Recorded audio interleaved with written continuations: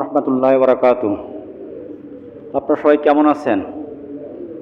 আলহামদুলিল্লাহ, আলহামদুলিল্লাহিল আকরাম আল্লাযী আল্লামা বিল কলাম ওয়া আল্লামাল ইনসানা মা লাম ইয়ালাম فسبحانه لا امتنانه صاحبه باللسان ولا بالقلم. نشهد أن لا إله إلا الله وحده لا شريك له. نشهد أن سيدنا سندنا حبيبنا وطبيبنا وطبيب قلوبنا محمد صلى الله عليه وعلى آله وصحبه وسلم تسليما كثيرا كثيرا. أما بعد فقد قال الله سبحانه وتعالى في كلامه المجيد والفرقانه الحميد. أعوذ بالله من الشيطان الرجيم. بسم الله الرحمن الرحيم. يا أيها الذين آمنوا هل أدلكم على تجارة تنجيكم من عذاب أليم تؤمنون بالله ورسوله وتجاهدون في سبيل الله بأموالكم وأنفسكم ذلكم خير لكم إن كنتم تعلمون. يغفر لكم ذنوبكم ويدخلكم جنات تجري من تحتها الأنهار ومساكين طيبة في جنة عدن ذلك الفوز العظيم. صدق الله العظيم. সর্বপ্রথম সেই মহান মুনিবের দরবারে লাখ কোটি শুকরিয়া আদায় করি যে মহান রব্বুল আলামিন দুনিয়ার সমস্ত কাজ থেকে ফারেক করে আজকের এই জুমার দিনে জুমার নামাজ আদায় করার উদ্দেশ্যে কওমের বহু লোক থেকে বাছাই করে জুমার পূর্ব মুহূর্তে মসজিদে হাজির হয়ে আমলের নিয়তে কিছু কথা বলার এবং শোনার তৌফিক যে মুনিব দান করলেন, ওই মুনিবের দরবারে শুকরিয়া আদায় করি সবাই বলে আলহামদুলিল্লাহ। দুরূদ সালাম পাঠ করি মানবতার মুক্তির দিশারি সৈয়দুল মুরসালিন আশরাফুল আম্বিয়া খাতামুন নবীন মুরুদুল আল বিশ্বনবী মুহাম্মদ রাসূলুল্লাহ সাল্লাল্লাহু আলাইহি ওয়াসাল্লাম। আমি আপনাদের সামনে মহাগ্রন্থ আল কোরআনুল কারীমের সূরা সাফ এর থেকে 3টি আয়াতে মুকাদ্দাসা তুলে করেছি। এরই আলোকে সংক্ষিপ্ত পরিসরে কিছু কথা বলবো ইনশাআল্লাহ। আমা তৌফিক ইল্লা বিল্লাহ আলাইহি তাওয়াক্কালতু ওয়া ইলাইহি উনীব। আয়াত থেকে আলোচনার প্রারম্ভে শ্রদ্ধাভরে স্মরণ করি এবং দোয়া করি।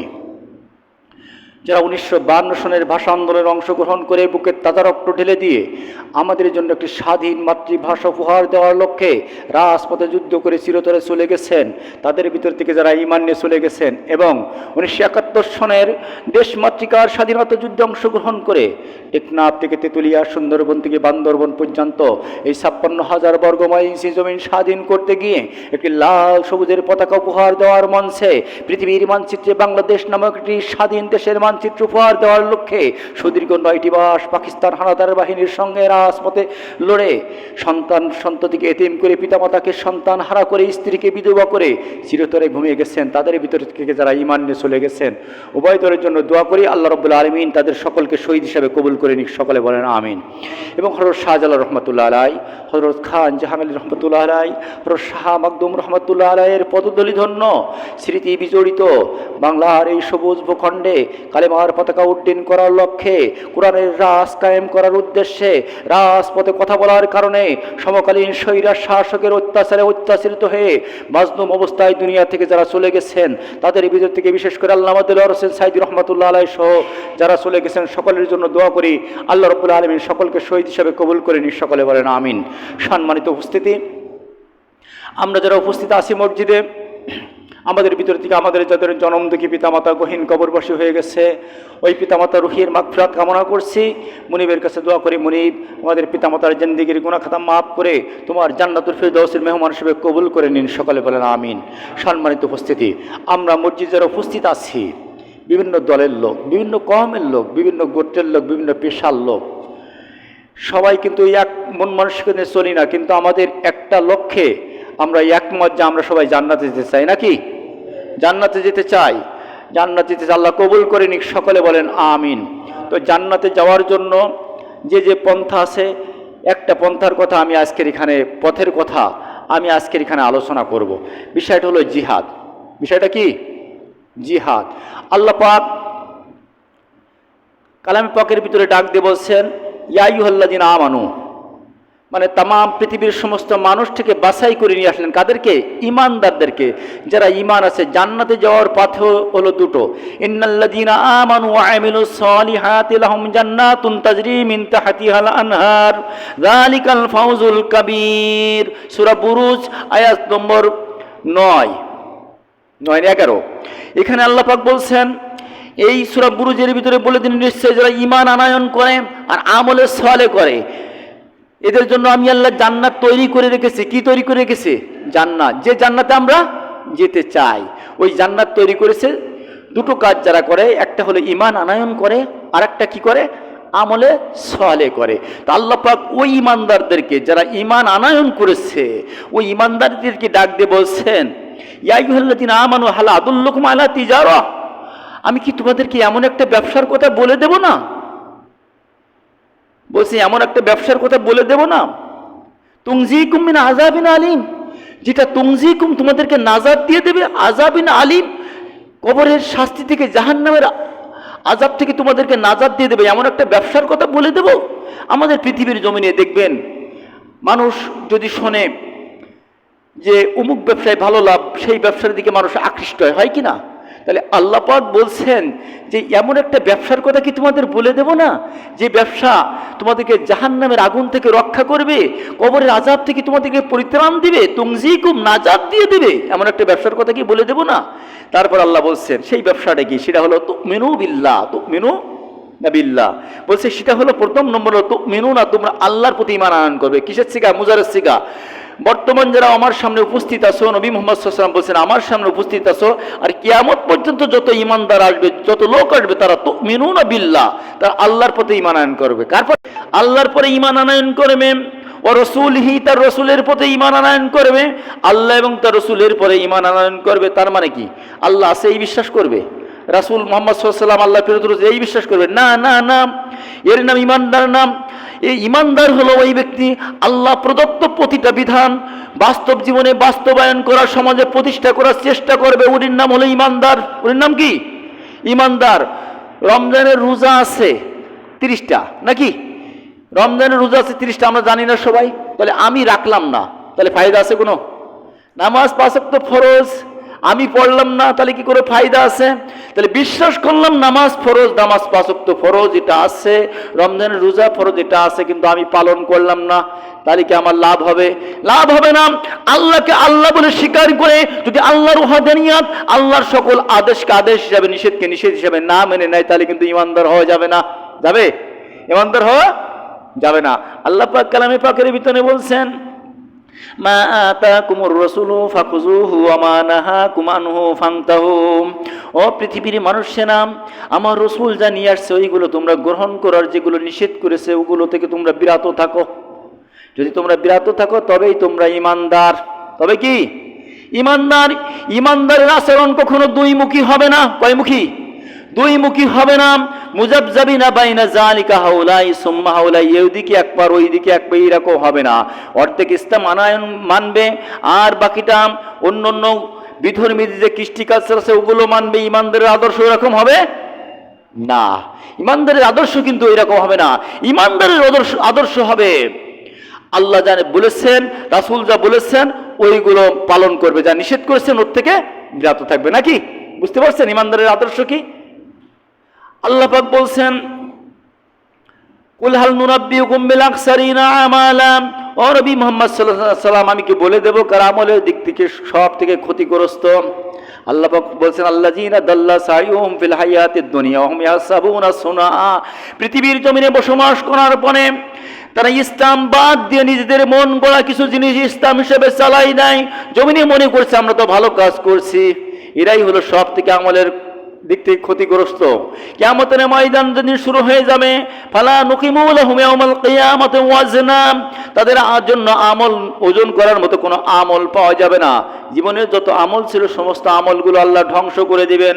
তাহলে আল্লাহ বললেন যে ব্যবসা, এই ব্যবসার প্রথম কাজ হলো তুমিনুনা বিল্লাহ, তারা আল্লাহর পরে ঈমান আনয়ন করবে, রাসূলের পরে ঈমান আনয়ন করবে। এই ঈমান আনয়ন করার পরে তার কাজ হলো তুজাহিদুনা ফি সাবিলিল্লাহ, তারা আল্লাহ রাস্তায় জিহাদ করবে। কি করবে? আল্লাহ রাস্তায় জিহাদ করবে। বিআমওয়ালিকুম, তাদের মাল দিয়ে, আনফুসিকুম, জীবন দিয়ে, যালিকুম খায়রুল লাকুম ইন কুনতুম তা'লামুন, এটা এর ভিতরে সফলতা আছে যদি তোমরা জানো। যালিকুম, ওই কাজের ভিতরে তোমাদের মধ্যে সফলতা আছে। খায়রুল লাকুম ইন কুনতুম তা'লামুন, যদি তোমরা জানো। আর এই কাজ যদি তোমরা করো, তোমরা যদি আল্লাহ রাস্তায় জিহাদ করো, জিহাদের ব্যাখ্যা আমি দেব। আল্লাহ রাস্তায় জিহাদ করো, তাহলে তোমাদের লাভ কি হবে? ইয়াগফির লাকুম যুনুবাকুম ওয়া ইয়াদখিলকুম জান্নাতিন তাজরি মিন তাহতিহাল আনহার, আমি তোমাদের জীবনের সমস্ত গুনাহ রাশি আমি আল্লাহ মাফ করে দেব। কি করে দেব? মাফ করে দেব। আর তোমাদেরকে আমি জান্নাতে প্রবেশ করাবো। ওয়া ইয়াদখিলকুম জান্নাহ, ইয়াদখিলকুম, তোমাদেরকে জান্নাতে প্রবেশ করাবো। অদাকার আল্লাহ। তাহলে এখানে ঈমান আনয়ন করার পরে, আল্লাহ এবং তার রাসূলের পরে ঈমান আনয়ন করার পরে প্রথম নম্বর কন্ডিশন হলো জিহাদ করা আল্লাহর রাস্তায়। কি করা? জিহাদ করা। এখন অনেকে জিহাদের অপব্যাখ্যা করে। জিহাদকে যারা সন্ত্রাসবাদ বলে, এদের একটারও ঈমান নেই। জিহাদকে যারা সন্ত্রাসবাদ বলে, একটারও ঈমান নেই। জিহাদ ফরজ। জিহাদ কি? ফরজ। জিহাদ, এই জিহাদ সম্পর্কে আমাদের সমাজে অপব্যাখ্যা করা হয়। কিন্তু জিহাদ, সশস্ত্র জিহাদ, অস্ত্র নিয়ে ঝাঁপিয়ে জিহাদ করা, এই অস্ত্র নিয়ে ঝাঁপিয়ে জিহাদ করতে পারে শুধুমাত্র রাষ্ট্র সরকারকে। রাষ্ট্র সরকারের নির্দেশ ছাড়া অস্ত্র নিয়ে জিহাদ করা বৈধ নেই। অস্ত্র নিয়ে জিহাদ করা বৈধ নেই। কিন্তু অন্যায়ের প্রতিবাদ নামক জিহাদ, প্রতিবাদ করা যাবে। প্রতিবাদ কি করা যাবে? এটা কিন্তু জিহাদ। অস্ত্র নিয়ে আপনি জিহাদ করতে পারবেন না। শুধুমাত্র গভর্নমেন্ট নিয়ন্ত্রিত যতগুলো অস্ত্র আছে, এই অস্ত্রগুলো সব বৈধ। আর তাছাড়া অন্য লোকের কাছে, যার কাছে যে অস্ত্র পাওয়া যাবে, এগুলো দেশীয় আইনে কি? অবৈধ। তাহলে অবৈধ অস্ত্র যারা বহন করে, এরা হলো অবৈধ লোক। কি? অবৈধ লোক। এই জন্য অবৈধ কায়দায় জিহাদ করা যাবে না। এটা যা করবেন হলো সন্ত্রাস। এটা কি? সন্ত্রাস। জিহাদ মানে আবার বুঝেন না বাংলা ভাইয়ের মতো মানুষ মেরে গাছে ঝুলানো। জিহাদ মানে আবার বুঝেন না শায়েখ আব্দুর রহমানের মতো 100 জায়গায় সিরিজ বোমা গোটানো। এগুলো হলো সব সন্ত্রাস। এগুলো কি? সব সন্ত্রাস। জিহাদ হলো যে দেশে আমরা বসবাস করি, ওই দেশের যে নিয়মতান্ত্রিক আছে, গণতান্ত্রিক পদ্ধতি হোক, আর যে কায়দা, যে দেশে যে কায়দা আছে, ওই কায়দা ইসলামী হুকুমত কায়েমের চেষ্টা করা হলো জিহাদ। বুঝছেন কথা? এর বাইরে দিয়ে যাওয়া এ না। আদালতে বোমা মেরে, হাকিম মারা, গানের প্যান্ডেলে বা সিনেমা হলে বোমা মেরে সাধারণ জনগণ মারা, এর নাম কিন্তু জিহাদ না। এর নাম কি? সন্ত্রাস। এর নাম সন্ত্রাস। আল্লাহ পাক স্পষ্টভাবে কালামের পাকের ভিতরে বলছে, ওয়ালা তুফসিদু ফিল আরদ, তোমরা জমিনের ভিতরে ফ্যাসাদ, সন্ত্রাসী কর্মকাণ্ড করি না। আর সন্ত্রাসী কর্মকাণ্ড যারা করে, তারা আল্লাহ রাসূলের উম্মত না। বুঝছেন কথা? কথা কি বোঝা যাচ্ছে? জিহাদ আর সন্ত্রাস আলাদা জিনিস। এই জিহাদ সম্পর্কে, এই জিহাদটা আজকে আমরা ভুলে গেছি। জিহাদটা কি? ভুলে গেছি যে জিহাদ করলে বাঁচতে গাজী, মরলে শহীদ। যে জিহাদ করার সঙ্গে সঙ্গে জিহাদের ময়দানে যদি কোনো ব্যক্তি মৃত্যুবরণ করে, ওর জন্য জান্নাত ওয়াজিব হয়ে যায়। ওর জন্য কি হয়ে যায়? জান্নাত ওয়াজিব হয়ে যায়। ওই জিহাদটা আমরা ভুলে গেছি। 1 বিঘা যদি একটা মিসাক নিয়ে এই মনিরামপুরের কওমিয়া আলিয়া যত উলামায়ে কিরাম আছে, সমস্ত উলামায়ে কিরামের কাছে যদি আমি নিয়ে যাই, ভাই এই মিসাকের মাসলাটা বলেন, সবাই বলবেন সুন্নাত। সবাই কি বলবেন? সুন্নাত বলবেন। সুন্নাত বলবে কিনা? সবাই বলবে সুন্নাত। আল্লাহ রাসূল ব্যবহার করেছেন, এটা সুন্নাত হবে। এটা কি? এটা তো সুন্নাতই হবে।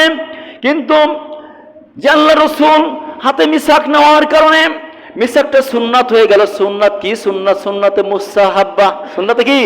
মুস্তাহাব্বা। যদি কোনো ব্যক্তি মিসাক ব্যবহার না করে, বিরাজ ব্যবহার করে, ওর আমল নামায় কিন্তু গুনাহ লেখা হবে না। গুনাহ লেখা হবে, সওয়াব থেকে বঞ্চিত হবে, কিন্তু গুনাহ লেখা হবে না। স্পষ্ট বুঝে যান কিন্তু, বুঝছেন? সুন্নাতে মুস্তাহাব্বা, সুন্নাতে জায়েজা। কিন্তু যে নবী মুহাম্মদুর রাসূলুল্লাহ সাল্লাল্লাহু আলাইহি সাল্লাম 27টি যুদ্ধের সিপাহসালারের দায়িত্ব পালন করেছেন, অস্ত্র হাতে নিয়ে যুদ্ধ করেছেন সমাজ পরিবর্তনের জন্য। সমাজ পরিবর্তনের জন্য মক্কা থেকে মদিনায় হিজরত করেছেন। সমাজ পরিবর্তনের জন্য তায়েফের ময়দানে রক্তাক্ত হয়েছেন। সমাজ পরিবর্তনের জন্য উহুদের ময়দানে দান মোবারক শহীদ করেছেন। সেটা তো আমরা ভুলে গেছি। সেটা আমরা ভুলে গেছি। সমাজ পরিবর্তনের জন্য, কিসের জন্য? সমাজ পরিবর্তন করবে। এর আগের আয়াতে দেখেন, 9 নম্বর আয়াত, এই সূরা সাফের 9 নম্বর আয়াতে আল্লাহ পাক বলেন ওয়াল্লাযী আরসালা রাসূলাহু বিল হুদা ওয়া দীনিল হাক্কি লিইযহিরাহু আলাদ দীনি কুল্লিহি ওয়ালাউ কারিহাল মুশরিকুন। আয়াতটা কুরআনুল কারীমের 3টি সূরা আছে। কয়টি সূরায়? 3টি সূরা। সূরা সাফ আয়াত নম্বর 9, সূরা ফাত আয়াত নম্বর 28, সূরা তাওবা আয়াত নম্বর 33। 3টি আয়াতের ভিতরে আল্লাহ বললেন আমি পৃথিবীর জমি আমার রাসূল পাঠিয়েছি। ওয়াল্লাযী আরসালা রাসূলাহু বিল হুদা, মহাগ্রন্থ, হুদা মানে এখানে কোরআন শরীফ, মহাগ্রন্থ আল কুরআনুল কারীম দিয়ে পাঠিয়েছি। কি জন্য পাঠিয়েছি? তার কাজ হলো লিইযহিরাহু আলাদ দীনি কুল্লি, যত জীবনাদর্শ, যত দিন মানে কি জীবন ব্যবস্থা, যত জীবন ব্যবস্থা আছে সমস্ত জীবন ব্যবস্থার বুকে কুঠারাঘাত করে, সমস্ত জীবন ব্যবস্থাকে পদদলিত করে, সমস্ত জীবন বিধানকে কুরবানি দিয়ে কোরআনের রাজ কায়েম করবে। এই জন্য আমি আমার রাসূল পাঠিয়েছি। বুঝছেন কথা? কয়টা আয়াত বলেছি? 3টি আয়াত, একই কথা, একই কথা। তো এরপর আল্লাহ পাক বলছেন এই পরিবর্তন করতে গেলে কি লাগবে? এই পরিবর্তন করতে গেলে আল্লাহ পাক বলছেন এই পরিবর্তন যদি করতে চাও তাহলে রাসূলের মিশন নিয়ে নামতে হবে, তোমাদেরকে জিহাদ করতে হবে। কি করতে হবে? জিহাদ করতে হবে। সন্ত্রাস না, সন্ত্রাস না। বিশ্বনবী সাল্লাল্লাহু আলাইহি ওয়াসাল্লামের মক্কি জীবনের দিকে লক্ষ্য করেন। কোন জীবনে? মক্কি জীবনের দিকে লক্ষ্য করেন। মক্কায় যখন উনি নবুয়ত পেয়ে মক্কায় যখন ছিলেন, মক্কা থেকে কিন্তু একটা যুদ্ধও করেনি। একটা যুদ্ধ করেছে? একটা যুদ্ধ করেনি। যখন মদিনার প্রেসিডেন্ট হয়েছে তখন রাষ্ট্র সরকার হিসেবে তিনি ঘোষণা দিয়েছেন জিহাদ করো, জিহাদ করতে হবে, সশস্ত্র জিহাদ করতে হবে। মক্কায় যখন ছিল উনি লোককে ডেকেছেন ইয়া আইয়ুহান নাস কুলু লা ইলাহা ইল্লাল্লাহু তুফলিহুন, ও পৃথিবীর মানুষেরা তোমরা পড়ে নাও লা ইলাহা ইল্লাল্লাহ, তোমরা সফলকাম হয়ে যাবে। মক্কার দাওয়াত ছিল এই। যখন মদিনায় চলে গেল, মদিনায় যাওয়ার পরে যখন রাষ্ট্র সরকার হলো তখন সশস্ত্র জিহাদের ডাক দিলেন। প্রথম জিহাদ শুরু হয়ে গেল বদর থেকে, নাকি? তাহলে আজকেরও পৃথিবীর জমিনে যারা আলেম নামধারী আলেম সেজে শায়েখ আব্দুর রহমান বাংলা ভাইয়ের পর যারা জিহাদের নাম নিয়ে সন্ত্রাসী কর্মকাণ্ড করে কোরআনের রাজ কায়েম করতে চায়, এরা হলো রাসূল বিদ্বেষী কর্মকাণ্ড করে, এরা হলো সন্ত্রাসী কর্মকাণ্ড করে। বুঝছেন? তাহলে জিহাদের সন্ত্রাস বুঝছেন তো? বুঝতে পারছেন জিহাদের সন্ত্রাস কি? ওটা হলো সন্ত্রাস আর হলো জিহাদ। এখন জিহাদ, এই জিহাদ সম্পর্কে আল্লাহ রাব্বুল আলামিন কোরআনুল কারীমের 500 আয়াত নাযিল করেছেন। কত আয়াত? 500 আয়াত। মিসাক সম্পর্কে একটা আছে? মিসাক সম্পর্কে কিন্তু একটা আয়াত নেই, হাদিস আছে। কিন্তু কোরআনুল কারীমে 500 আয়াত জিহাদ সম্পর্কিত।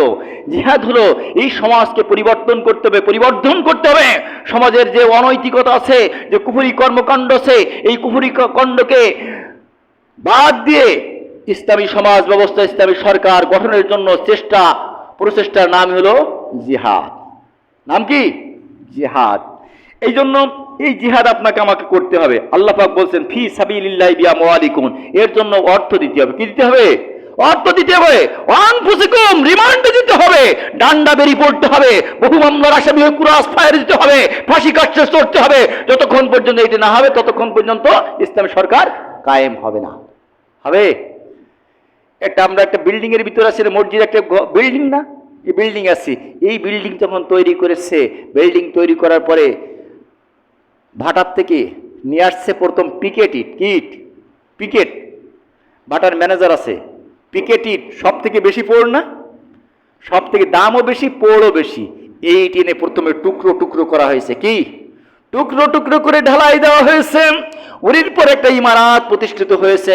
ইসলামী সরকার ব্যবস্থাপনা করতে গেলে, কোরআনের রাজ কায়েম করতে গেলে ওই পিকেটের মতো পাকা ইমানদার, বহু ইমানদারকে ভাঙ্গে টুকরো টুকরো হতে হবে, ফাঁসির মঞ্চে চড়তে হবে, আমৃত্যু কারাবরণ করতে হবে, ক্রস ফায়ারে যেতে হবে, বহু মামলার আসামি হতে হবে, ডান্ডা বেড়ি পড়তে হবে, বাড়ি ছাড়া হতে হবে, ঘর ছাড়া হতে হবে, সম্পদ ছাড়া হতে হবে, চাকরি ছাড়া হতে হবে। এরপর ইসলামী ইমারত কায়েম হবে। বোঝেন কথা?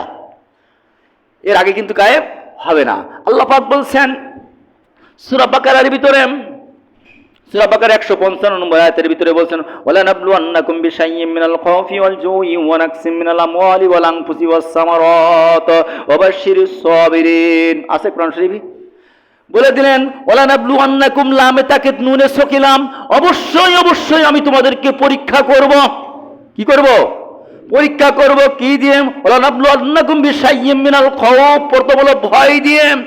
বহু মামলার আসামি, তোমার নামে বহু ওয়ারেন্ট আছে, বাড়িতে তুমি থাকতে পারবা না। মাঠে ঘাটে যেখানে সেখানে থাকতে হবে, পুলিশ তোমাকে খুঁজে বেড়াতে তোমাকে থাকতে হবে, হেলমেট পরে মুখোশ বেঁধে তোমাকে গ্রামে ঢুকতে হবে। ওলা নাবলুয়ান্নাকুম বিশাইয়্যিম মিনাল খাউফ খাউফিল জুই ওয়া নাকসিম মিনাল আমওয়াল। এরপর তোমার মালের ক্ষতি হবে, ব্যবসা ধ্বংস হয়ে যাবে, চাকরি চলে যাবে। বোঝেন কথা, চাকরি চলে যাবে। এরপরে তোমার জীবনের ক্ষতি হবে, তোমার উপরে ফাঁসি কাষ্ঠ চড়ে আসতে পারে, আমৃত্যু কারাদণ্ড হতে পারে। এরপরে যদি তুমি টিকে থাকতো, আল্লাহ পাক বলছেন অবাশশিরি সাবিরিন, আমি আল্লাহ ধৈর্যশীলদের জন্য সুসংবাদ রেখে দিয়েছি। কি সুসংবাদ? আল্লাহর সুসংবাদ হলো জান্নাত। আল্লাহর সুসংবাদ কি? জান্নাতীদের জন্য আমি জান্নাত রেখে দিয়েছি। আল্লাহ পাক সূরা আনকাবুতের ভিতরে বলছেন স্পষ্টভাবে, আল্লাহ পাক বলছেন আমি অবশ্যই পৃথিবীর মানুষদেরকে পরীক্ষা করব, পরীক্ষা ছাড়া আমি কাউকে জান্নাত দেব না। পরীক্ষা ছাড়া কাউকে জান্নাত দেব না। পরীক্ষা হতে হবে। আমার জীবনে যদি কোনো পরীক্ষা না আসে, আমি শুধু ইমানদার বলে দাবি করতেছি, আমার জীবনে পরীক্ষা আসেনি, তাহলে বুঝতে হবে আমি এখনো ইমানের সেই প্রকৃত ছাত্র হতে পারিনি। কি হতে পারিনি? ছাত্র হতে পারি নাই। ইমানের ছাত্র হলে পরীক্ষা হবে। যারা ছাত্র, এদের জীবনে পরীক্ষা আসে না। যে ছাত্রের জীবনে কোনো পরীক্ষা দেয় না, কোনো পরীক্ষায় অ্যাটেন্ড করে না, কি ক্লাসে উঠবে? ওর বাড়িতে কি দাখিল, আলিম, ফাজিল, কামিলের সার্টিফিকেট বাড়ি যাবে?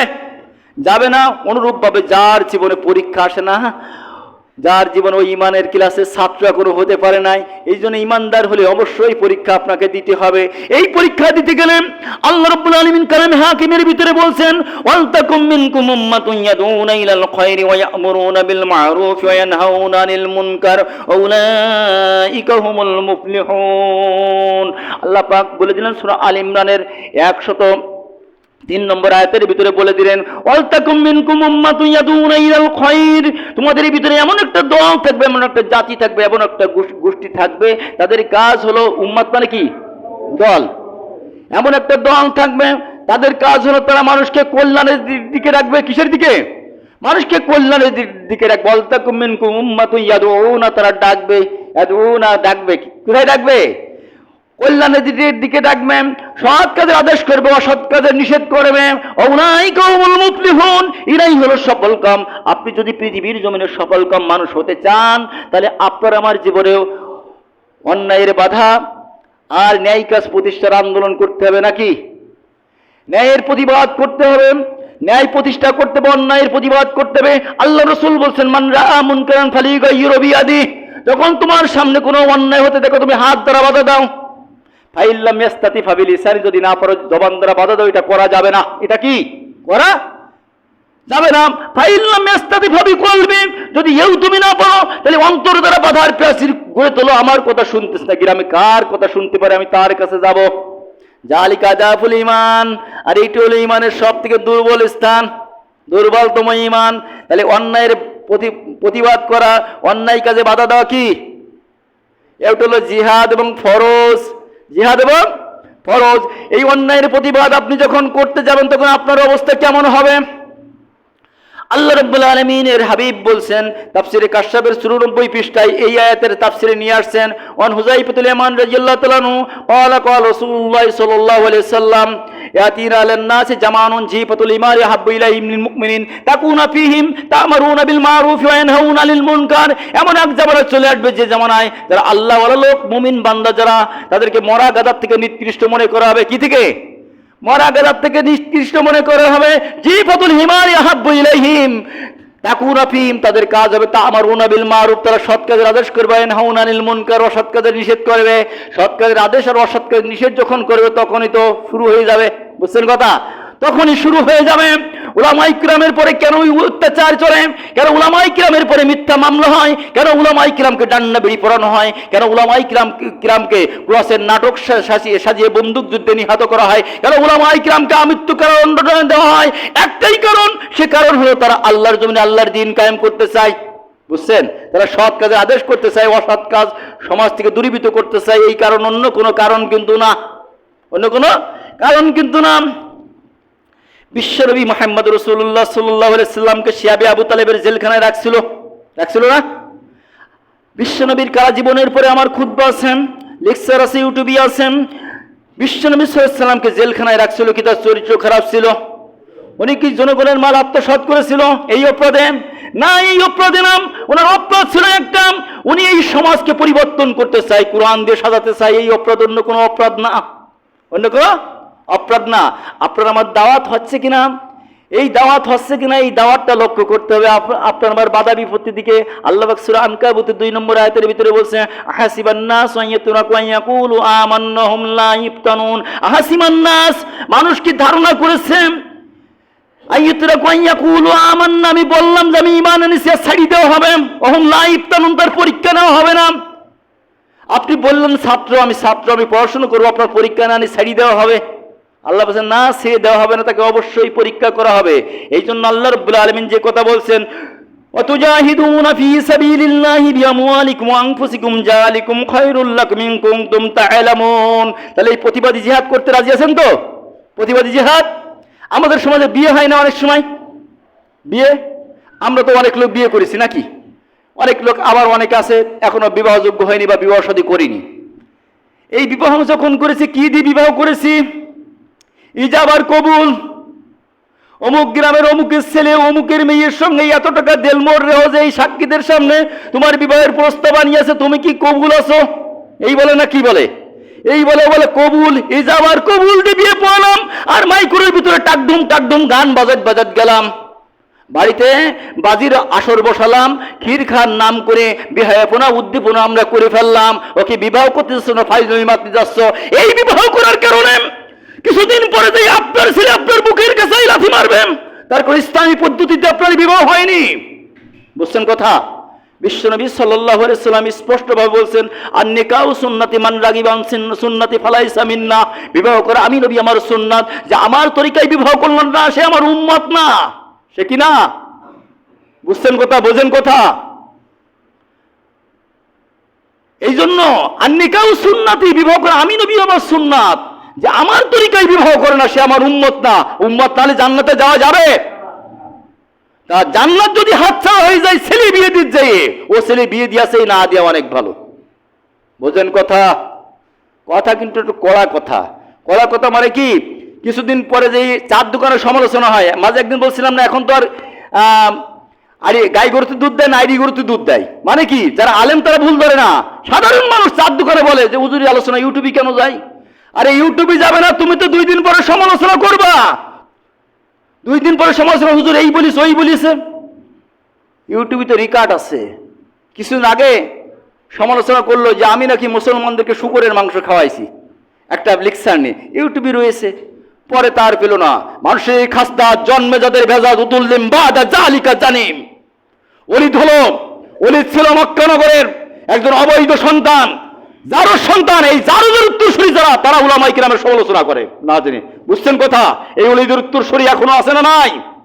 আল্লাহ পাক কালামে পাকের ভিতরে বলছেন, ওয়াকালাল্লাযীনা কাফারু লা তাসমাউ লিহাযাল কুরআন।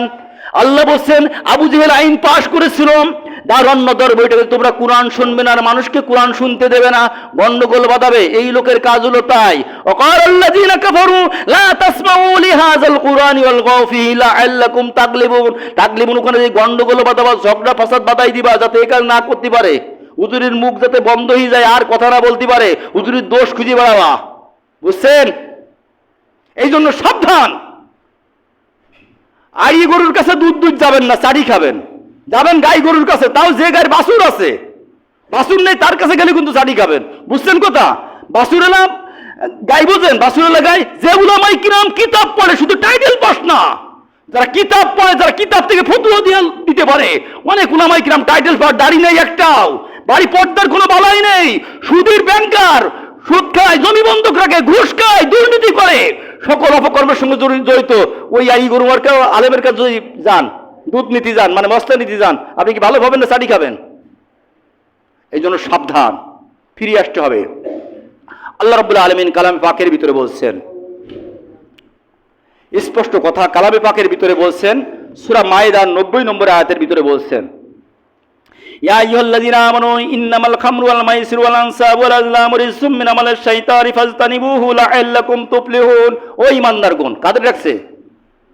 ঈমানদারগণ। ইয়া আইয়ুহাল্লাযীনা আমানু, হে ঈমানদারগণ, ইন্নামাল খামরু, তোমাদের জন্য মদ হারাম করা হয়েছে। কি মদ হারাম? ওয়াল মাইসিরু, জুয়া, ওয়াল আনসাবু, প্রতিমা পূজা। কি বললাম? প্রতিমা। তাহলে মদ জুয়া প্রতিমা। আরেকটা কি হারাম করেছেন? ওয়াল আজলামু রিজজুম মিন আমালিশ শাইতান। আরেকটা হলো লটারি, ভাগ্য নির্ধারক, তীর মেরি ভাগ্য নির্ধারণ করে লটারি হারাম। যশোরে এখন লটারি চলতেছে, আমার মসজিদে করে মুসল্লি লটারি টিকিট কাটে না, অন্য অন্য জায়গায় তো কাটে নাকি? অন্য অন্য জায়গায় কাটে। কোন ইমানদার লটারি টিকিট কাটতে পারবে না। লটারি টিকিট কাটার সঙ্গে সঙ্গে ইমানের গণ্ডি থেকে বাহির, তওবা করা লাগবে। নির্দেশ কার? আল্লাহর। আল্লাহ বলছে ইয়া আইয়ুহাল্লাযীনা আমানু, হে ঈমানদারগণ, যদি তুমি ঈমানদার থাকতে চাও, যদি তুমি ঈমানদার থাকতে চাও, আল্লাহ পাক সূরা বাকারা 208 নম্বর আয়াতের ভিতরে বললেন ইয়া আইয়ুহাল্লাযীনা আমানু দুখুলু ফিস সিলমি কাফা ওয়া লা তাত্তাবিউ খুতুওয়াতিশ শাইতানি ইন্নাহু লাকুম আদুউম মুবিন। আল্লাহ বলে দিন তোমরা ইসলামের ভিতরে পুরোপুরি দাখিল করো আর শয়তানের পদঙ্ক অনুসরণ করি না। তাহলে এই আয়াত বাদ দিব নাই, এই মায়েদার 90 নম্বর আয়াতটা বাদ দিব নাই প্রবেশ করতে বলিস নাকি? তাহলে যদি পরিপূর্ণভাবে প্রবেশ করতে হয় তাহলে লটারি বাদ দিয়ে, ক্যাসিনোর ব্যবসা বাদ দিয়ে, মোবাইলে টাকা দিয়ে ফ্রি ফায়ারের ব্যবসা গেম বাদ দিয়ে, যারা ফ্রি ফায়ার খেলা করে মোবাইলে টাকা দিয়ে লক্ষ লক্ষ টাকা খরচ করে, এদেরও ঈমান নেই। এই জন্য তওবা করে ফিরে আসতে হবে। আল্লাহ বলছেন সূরা মায়েদার আয়াত নম্বর কত? 4:10-90। মিলই নেবেন বাড়ি যেই আছে কিনা, না মিলই নি আড়ি গরুর কাছে মোস্তানিদ যাবেন না, আড়ি গরুর কাছে দুধ আনতে যাবেন না, চাটি খাই কিন্তু দাঁত ভেঙে যাবে, বুঝছেন? চার দোকানে সমালোচনা করো, গীবত করো, তুমি জানো না আল গীবাতু আসাদ্দু মিনাজ জিনা, গীবত জিনা থেকে নিকৃষ্ট, তুমি জানো না? ও মুসলমান, তুমি জানো না? শোনোনি? তোমার কাছে কোনোদিন মেসেজ যায়নি? এই মেসেজ কি এই মসজিদের মেম্বার থেকে কোনোদিন আমি দেয়নি? অবশ্যই দিয়েছি, অবশ্যই দিয়েছি। তুমি কেন গীবত করো? ফিরে এসো কোরআনের পথে, হাদিসের পথে, রাসূলের দেওয়া আদর্শের পথে, রসুলের দেওয়া তরিকার পথে যদি ফিরে আসতে পারি, তবেই আল্লাহ পাক পরপরে মুক্তি দিয়ে দেবে। পরপরে কি দিয়ে দেবে? মুক্তি দিয়ে দেবে। মুক্তি চান না পরপরে? জান্নাত চাই কিনা? আল্লাহ কবুল করেন, সকলে বলেন আমিন। জাহান্নাম থেকে আপনাকে আমায় পরিত্রাণ নিতে হবে। এই আমার ভাগ্নে ইউনুস ব্যাংকে চাকরি করতো, বড় মাপের চাকরি করতো, গাড়ি বাড়ি সব কিছু হয়ে গেছে, দুটো বাচ্চা, ছোট ছোট বাচ্চা, তুই আজকের পরপরে চলে গেছে। আপনার আমার মনে হয় আজরাইল আসবে না? আসবে না? খালি বল কিন্তু শেষ, ও কিন্তু শেষ না। আপনার মনে আছে আজরাইল? তা আপনার আপনার যদি আজরাইল আছে, এত টাকা এত পয়সা আল্লাহ দিল, সুখের সংসার, সোনার সংসার, এই সোনার সংসার ছেড়ে তাকে চলে যেতে হবে, পরে পাই দিতে হবে। আর আপনি আমি লটারি কাটি টাকা জমাই বড় হব, ও বাড়ি তো ছেড়িয়া যাওয়া লাগবে না। যখন যাবে লাগবে, কোনোদিন মনে যাবেন না বাড়ি ছেড়ে। এই জন্য লটারির এলাকায় যাওয়া যাবে না। যা গেছি এখন থেকে তওবা, এখন থেকে ইউটার্ন, ফিরে আসতে আর না। যদি তওবা করেন, তওবা করে লাভ কি? যদি আজকের ফ্যানটা দিন, তওবা করলে লাভ কি শোনেন? তওবা করে যখন কোনো বান্দা ফিরে আসে আর বাকি জীবনে যদি ওই কাজ না করে, ও যে কাজটা করলো ওটা ওর আল্লাহ সওয়াবে পরিণত করে দেয়। ওটা কি করে? সওয়াবে পাল্টাই দেয়। ইবাদদিলুল্লাহ সাইয়্যাতু ইলাল হাসানাত, মানুষের ওই পাপকে আল্লাহ সওয়াব দ্বারা বদলাই দেয়। তার আল্লাহর নাম রহমানুর রহিম, আল্লাহ দয়ার সাগর। আল্লাহ বান্দাকে মাফ করতে চান, আল্লাহ মাফ করতে চান, কিন্তু আমরা তো নিতে চাইনি, না নিতে দেবে কার? বুঝছেন কথা? এই জন্য লক্ষ্য করবেন, বিবাহ ছেলে বিয়ে দিতে যায় যাতে ইমান চলে না যায়। কি বললাম? ছেলে বিয়ে দিতে যাতে ইমান চলে না যায়, লক্ষ্য করবেন। তার কারণ মেয়ে বিয়ে দিতে যাতে ইমান চলে না যায়।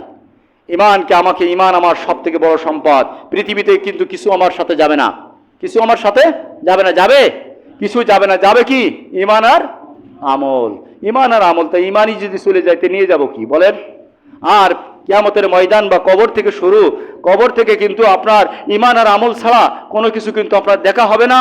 আপনি পৃথিবীর জমিনে কত কোটি টাকার মালিক ছিলেন, আপনার ছেলে কি চাকরি করে, আপনার মেয়ে কি চাকরি করে, আপনি কি ছিলেন, কত ক্ষমতা ছিল, এটা কিন্তু কবরে দেখবে না। কবরে দেখবে আপনার আমল, নেক আমল, আপনার ইমান কি ছিল, আপনার ইমান নির্ভেজাল ছিল কিনা।